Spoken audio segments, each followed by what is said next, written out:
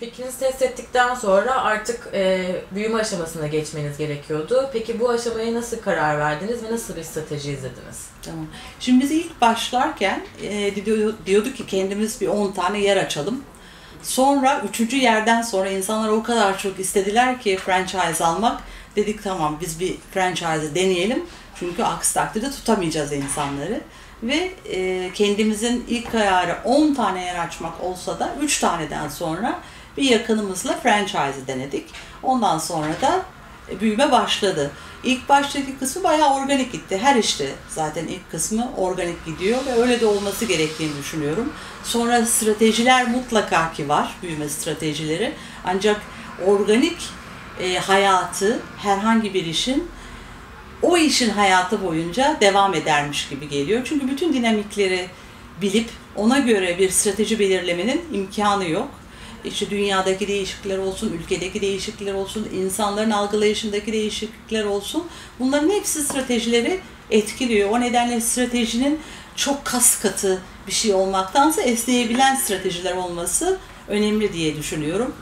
Buradan da mükemmeliyetçi olan insanlar var, onlara seslenmek istiyorum. Mükemmeliyetçilik o kadar iyi bir şey değildir.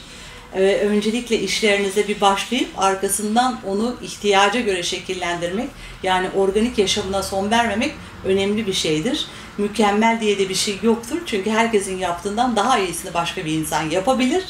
O nedenle kendimizi o mükemmeliyetçi kalıbın içine cendereye sokmuş gibi sıkıştırmaktansa biraz daha esnek bakıp işlerimizi ihtiyacı olduğu gibi büyütmek önemlidir. Bu ara taksimden sonra devam edeyim tekrar konuyla ilgili.